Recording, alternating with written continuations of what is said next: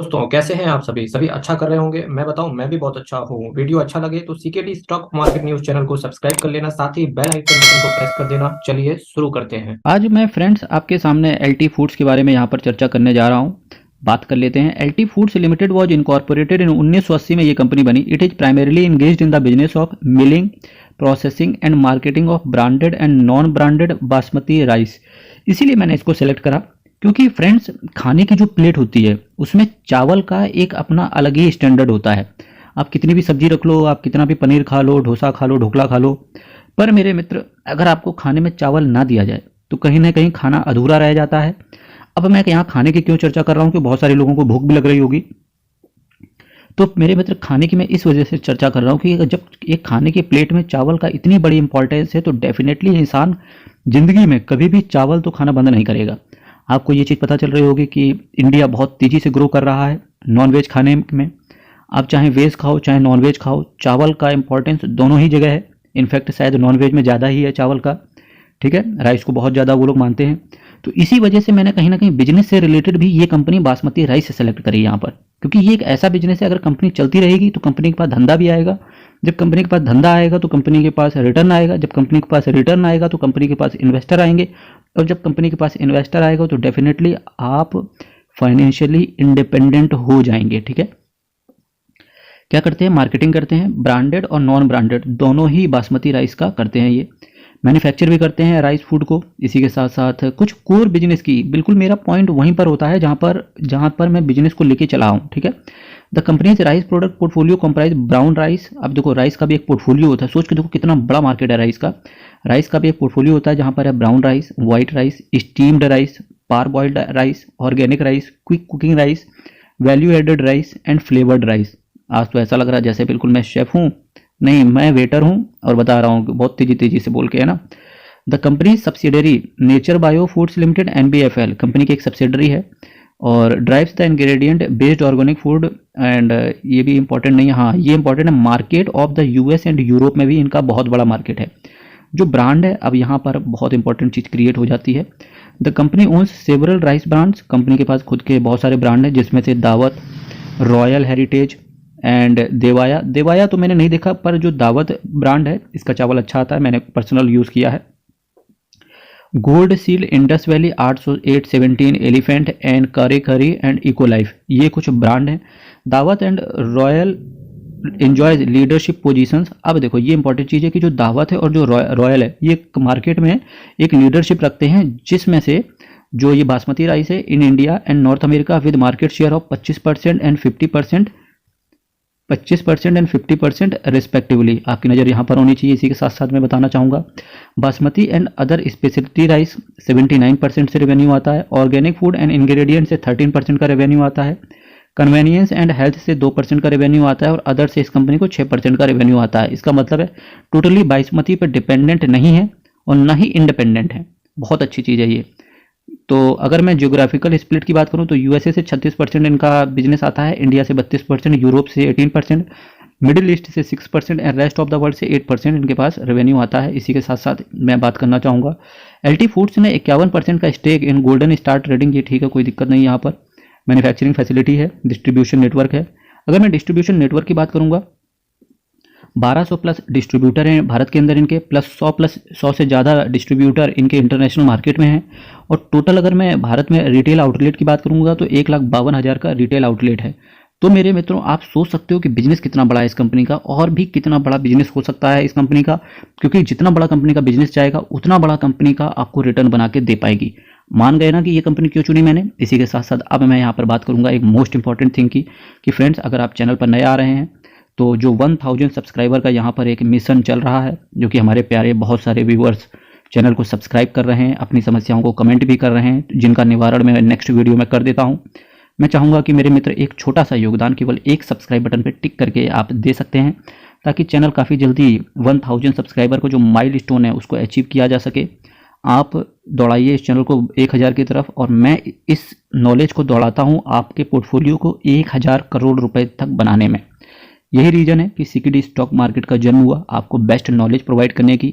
मेरे मित्र मैं यहाँ पर आपको ये नहीं बताता कि आपको किस स्टॉक्स में सेलेक्ट करना चाहिए, मैं आपको ये बताता हूँ कि जो आपके पास स्टॉक है वो सही है कि नहीं है। यही रीज़न है कि मैं कभी भी दिन में 12 किसी भी एक वीडियो के अंदर 12-13 स्टॉक्स को नहीं सेलेक्ट करता। बहुत ही रेयर केस में होगा अगर ऐसा है तो। मैं आपको ये बताने की कोशिश करता हूँ जो स्टॉक आपके पोर्टफोलियो में पड़ा हुआ है वो बेस्ट है कि नहीं है। अगर वो बेस्ट है तो किन रीजन की वजह से बेस्ट है, अगर वो वर्स है तो किन रीजन की वजह से वो वर्स हो सकता है। यही रीज़न है कि मैं 8:30 बजे हर रोज़ रात को आपसे मिलता हूँ, एक स्टॉक के बारे में इन डेप्थ एनालिसिस करता हूँ, उसके फंडामेंटल्स की, उसके बिजनेस की। तो बात करते हैं मार्केट कैप की। 3,686 करोड़ का मार्केट कैप है। एक स्मॉल कैप कैटेगरी की कंपनी है ये। करंट प्राइस 115 रुपये का चल रहा है। हाई और लो देखिए आप, लो 58 रुपये 40 पैसे का, हाई 136 रुपये का। सोच के देखो मेरे मित्र, सोच के देखो जरा सा, कंपनी ऑलमोस्ट डबल हुई कि नहीं हुई एक साल के अंदर। अब जो मैंने आपको बिजनेस बताया, क्या कंपनी आने वाले समय में डबल हो सकती है कि नहीं हो सकती है? मेरा मित्र, मैं दावे के साथ कह सकता हूँ कि ये कंपनी यहाँ से भी डबल जाएगी, बिल्कुल डबल जाएगी, क्योंकि चावल का मार्केट ही भाई ऐसा है। और धीरे धीरे जिस तरीके से मार्केट शेयर कंपनी का बढ़ेगा, जिस तरीके से कंपनी का बिजनेस बढ़ेगा, डेफिनेटली यहाँ से भी डबल जा सकती है। पर एक समस्या आती है, अब लोगों का नेक्स्ट क्वेश्चन होगा कि कब, क्योंकि जब ये कब वाला क्वेश्चन आ जाता है इसका मतलब है कि आप कहीं ना कहीं मार्केट में आप ग्रीडी हो रहे हो।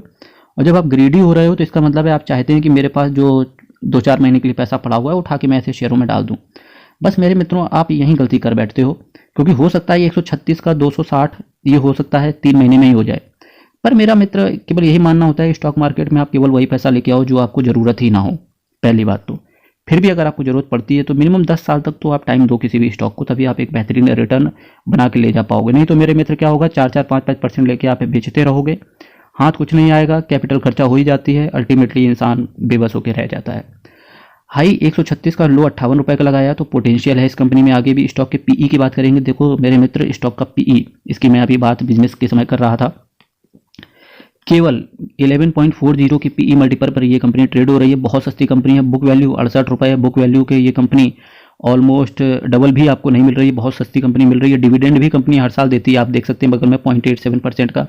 Return on capital employed, return on equity 115 रुपये जैसी कंपनी के लिए इतना 14.8% एंड 15.6% बहुत डिसेंट वैल्यूएशन है, ऐसा मुझे लगता है। फेस वैल्यू की बात करेंगे 1 रुपये है, तो आने वाले समय में स्प्लिट देखने को नहीं मिलेगा, क्योंकि ये कंपनी ऑलरेडी स्प्लिट हो चुकी है। अगर मैं इसके कॉम्पिटिटर की बात करूं, जैसा कि आप ये यहाँ से देख सकते हैं, वरुण बेवरेजेस का 55.63, और नीचे चेक करो KRBL को अगर मैं छोड़ दूं तो इसके बाद केवल नाम आता है LT फूड्स का। यहाँ तक कि KRBL से भी सस्ता है पीई रेशियो के मामले में LT फूड्स। पर फिर भी मैं LT फूड्स के बाद डायरेक्ट वीडियो वरुण बेवरेजेस के ऊपर लेके आऊँगा, क्योंकि अपसाइड टाइम आ चुका है जब वरुण बेवरेजेस में एक्यूमुलेशन किया जा सके। बहुत रिटर्न और ये कंपनी देते हुए देखने को मिली है। इसी के साथ साथ अगर मैं दिसंबर 2021 में बात करूं, जहां 1368 करोड़ का सेल हुआ करता था, वहीं 1725 करोड़ का सेल है। 2 साल में कंपनी का सेल तो डबल नहीं हुआ। और कंपनी का एक्सपेंस की बात करूं, जहां 1219 करोड़ का एक्सपेंस हुआ करता था, अभी 1553 करोड़ का है। कंपनी का सेल भी इंक्रीज हुआ, कंपनी का एक्सपेंस भी इंक्रीज हुआ। पर कंपनी ने जिस तरीके से सेल इंक्रीज हुआ उस तरीके से एक्सपेंस पे कंपनी ने कंट्रोल रखा। ये दिखाता है कि एक अच्छा माइंडसेट है। और अगर मैं मटेरियल कॉस्ट की बात करूं तो 63% का मटेरियल कॉस्ट, 5% की एम्प्लॉय कॉस्ट, तो टोटल 68% का कॉस्टिंग लगती है मार्केट से। 68 के अलावा 32 अगर मैं और देख लूं तो वो कंपनी घर लेके आती है। इसका मतलब है कंपनी के पास मार्जिन कुछ कम तो नहीं, ना ही ज़्यादा, पर डिसेंट मार्जिन आ जाते हैं। इन्हीं मार्जिन की वजह से ये शेयर प्राइस डबल होते हुए देखने को मिला। इसके साथ साथ दावत जैसा बढ़िया ब्रांड। और नेट प्रॉफिट की अगर मैं आपसे सामने बात करूं, यहाँ पे जहाँ नेट प्रॉफिट 77 करोड़ का हुआ करता था, वहीं देखिए 95 करोड़ का है। जून सितंबर से पहले अगर मैं देखूं आपके सामने, तो ये देखिए आप, मार्च जून और सितंबर 75, 95 एंड 95। जून और सितंबर में इनका जो नेट प्रॉफिट था वो डिसेंट दिखा, कोई दिक्कत नहीं हुई। अर्निंग पर शेयर देखें, वो भी बराबर रहा, कोई दिक्कत नहीं हुई। अब आप दिसंबर जो क्वार्टर के रिजल्ट आ रहे हैं, आप वहाँ पर देखिएगा, अगर नेट प्रॉफिट और अर्निंग पर शेयर इंक्रीज होता हुआ देखने को मिले तो डेफिनेटली शेयर यहाँ से वापस से आगे बढ़ते हुए देखने को आपको मिलेगा। इसी के साथ साथ मैं आपको कुछ यहाँ से एक हेडलाइंस और आपको कुछ काम छोड़ के जाता हूँ आपके लिए, ये आप काम जरूर पूरा किया करें। जैसा कि मैंने आपसे कहा कि दिसंबर क्वार्टर में नेट प्रॉफिट और अर्निंग पर शेयर अगर आगे बढ़ेगा तो डेफिनेटली ये शेयर भी आगे बढ़ेगा।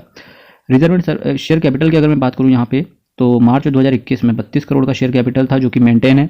और 32 करोड़ का शेयर कैपिटल ना कि मेंटेन है, बल्कि 2018 से लगातार मेंटेन है। रिजर्व एंड सरप्लस की बात करेंगे, कंपनी का हर साल रिजर्व एंड सरप्लस बढ़ रहा है। अभी कंपनी का करंट में 2165 करोड़ का रिजर्व एंड सरप्लस है। दिखाता है कि कंपनी कहीं ना कहीं बहुत कुछ बड़ा आगे कर सकती है। लॉन्ग टर्म बोरोविंग्स की बात करेंगे तो केवल जहां 2165 करोड़ का रिजर्व एंड सरप्लस है, वहीं कंपनी की लॉन्ग टर्म बोरोविंग केवल 298 करोड़ की है।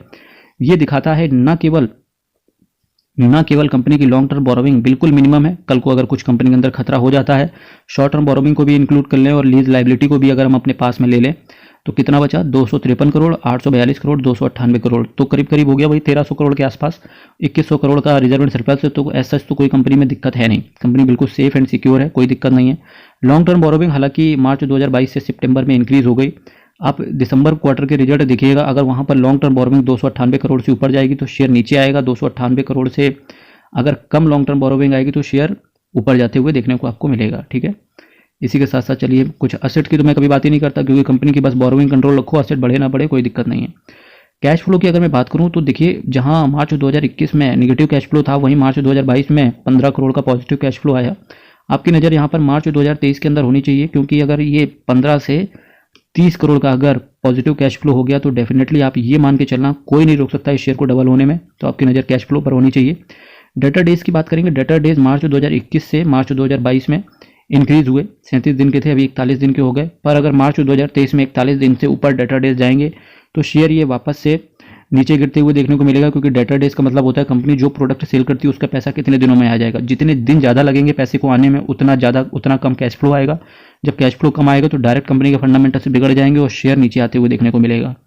अगर वहीं डेटा डेज कम होंगे 41 दिन से तो डेफिनेटली आप ये मान के चलना कि डेफिनेटली ये शेयर प्राइस भी बहुत ऊपर जाएगा। अगर मैं यहाँ पर प्रोमोटर्स की होल्डिंग्स की बात करूँ तो देखिए, प्रोमोटर ना केवल प्रोमोटर्स की होल्डिंग बिल्कुल मेंटेन है, बल्कि दिसंबर 2021 में जहां 56.81% प्रोमोटर होल्ड करते थे, वहीं आज की डेट पे सितंबर 2022 में प्रोमोटर ने 0.01% के हिसाब से अपने स्टेक को इंक्रीज किया है। एफआईआईज ने इस कंपनी के अंदर 4 गुना स्टेक बढ़ा लिया है। डीआईआईज ने कंपनी के अंदर उन्होंने भी स्टेक थोड़ा सा इंक्रीज किया है। पब्लिक की बात करेंगे तो पब्लिक 3% जाते हुए पब्लिक देखने को मिली है। केवल यही है क्योंकि पब्लिक ने जैसे शेयर प्राइस बहुत नीचे गिर गया है 20 से 30%, तो पब्लिक केवल इस वजह से डर गई है कि पब्लिक को ऐसा लगता है ये शेयर प्राइस आगे जाने ही नहीं वाला है। पर मुझे ऐसा लगता है डेफिनेटली कंपनी कुछ बड़ा करेगी। आप केवल ये देखा करो कि जब इतना मजबूत शेयर और प्लस जैसी स्मॉल कैप जैसी कंपनियां जब गिरना शुरू करती हैं तो ऑलमोस्ट 50% के नीचे गिर जाती हैं, पर यही जब कंपनियां बढ़ना शुरू करती हैं तो कब रिटर्न आपको 100-200% आपकी झोली में डाल के चली जाएंगी पता भी नहीं चलेगा। आप केवल ऐसी कंपनियों में जब अच्छी कंपनियां 50 से 60% गिर जाएं, आप केवल एक ही गाना गाया करो, भर दो झोली मेरी या मोहब्बत अली, है ना, कि खाली हाथ तेरे दर से ना जाऊंगा। कंपनी के डिविडेंड की बात करूं तो आप ये देखिए 50 पैसे का ही डिविडेंड देती है, पर कंपनी हर साल दे रही है। हालांकि 2022 में कंपनी ने 1 रुपये का डिविडेंड बांट दिया। कुछ और चीज़ों की बात करते हैं। आप देख सकते हैं 7 फरवरी 2017 को स्टॉक स्प्लिट हुआ। अब चलिए अब देख लेते हैं कब स्प्लिट हुआ। ये देखो कंपनी का रिटर्न देखिए, कंपनी बिल्कुल फ्लैट चलती है, फिर देखिए ऑलमोस्ट कंपनी यहाँ से निकल के चली गई 67 रुपये, और ये देखिए 2017 को स्प्लिट हुआ, यहीं कहीं ये शेयर स्प्लिट होना शुरू हुआ और फाइनली जैसे ही स्प्लिट हुआ तो उसके बाद 2020 के आसपास कंपनी 20-22 रुपये की हो गई। फिर कंपनी ने बढ़ना शुरू करा है। आप ये मान के चलना अगर ये कंपनी गिरती है तो डेफिनेटली एक कंपनी को एक्यूमुलेशन करना चाहिए, क्योंकि कंपनी बहुत नीचे तक गिरती रहेगी, आपको पता भी नहीं चलेगा। तो एक अच्छी स्ट्रेटेजी के साथ इस कंपनी के अंदर इन्वेस्ट करें। क्या कंपनी खराब है? मेरे को ऐसा नहीं लगता, क्योंकि 2257% के ऊपर का कंपनी ने रिटर्न दिया अपने इन्वेस्टर्स को। कंपनी का बिजनेस अच्छा है, फंडामेंटल्स अच्छे हैं, बस कुछ चीज़ें जो मैंने पास्ट में आपको बताई हैं उन चीज़ों पर नज़र रखिएगा दिसंबर क्वार्टर के अंदर। जैसे ही फिर भी दिसंबर क्वार्टर के रिजल्ट आएंगे मैं आपके सामने एक वीडियो और लेके आऊँगा। LT फूड्स, ये रही कंपनी की ज़बरदस्त वेबसाइट, इंडिया का मैप भी बना हुआ है यहाँ पर। इको लाइफ बिल्कुल हेल्दी वेबसाइट है जैसा कि दिख रहा है मेरे को यहाँ से। इसी के साथ साथ हेरिटेज, बासमती, दावत का एक बार राइस आप यूज़ करके देख सकते हैं अगर इस कंपनी में इन्वेस्टमेंट करने का मूड बना रहे हैं, क्योंकि जब कंपनी को आपको राइस पसंद आएगा, क्योंकि राइस तो इंडिया गेट का भी आता है, जब कंपनी को फॉर्चून का भी राइस आता है, तो जब आप काफ़ी सारे राइस को ट्राई कीजिए, जो भी राइस पसंद आ जाए बस उसी कंपनी के बारे में विचार लीजिए, क्योंकि अगर आपको टेस्ट पसंद आएगा तो डेफिनेटली कंपनी के पास बिजनेस आएगा, बिजनेस से इन्वेस्टर आएगा, इन्वेस्टर से आपका शेयर में ग्रोथ होगा। चलिए कुछ और चीज़ों की बात करते हैं। अब ये देखिए मेरे मित्र, टोटल क्वांटिटी 3,10,474 क्वांटिटी ट्रेड हुई, जिसमें से 1,45,102 क्वांटिटी की डिलीवरी उठाएगी, और जो डिलीवरी का परसेंटेज रहा 46.74% का डिलीवरी का परसेंटेज रहा। इस पार्ट से आपको ये शिक्षा मिलती है कि लोग धीरे धीरे शेयर में एक्यूमुलेशन कर रहे हैं, उनको विश्वास है कंपनी ऊपर जाएगी, तो डेफिनेटली कंपनी को ऊपर जाना भी चाहिए। मेरे मित्र, आज ये यहाँ से LT फूड्स का कंप्लीट इन डेप्थ एनालिसिस खत्म होता है। जो बातें मैंने आपको बताई वो एक डायरी में नोट करके अपना नेक्स्ट क्वार्टर के रिजल्ट चेक करना, अदरवाइज मैं वीडियो वैसे भी लेकर आऊँगा आपके लिए। तो आज ये रहा, आपके पास अगर ये कंपनी है तो डेफिनेटली एक अच्छी कंपनी है ये। इसी के साथ साथ मैं कहना चाहूँगा फ्रेंड्स, चैनल अभी तक सब्सक्राइब नहीं किया तो डेफिनेटली आपको सब्सक्राइब करना चाहिए। बहुत सारी अच्छी चीज़ें आपको इन डेप्थ एनालिसिस यहाँ से देखने को मिलता है और एक डिसेंट रिव्यू भी आपको देखने को मिलता है, जो कि केवल आपको CKD stock market news channel provide करता है। बिल्कुल मोनोपोली न्यूज़ चैनल है ये। और फ्रेंड्स, फिर मिलेंगे आपके साथ। जय हिंद मेरे दोस्तों।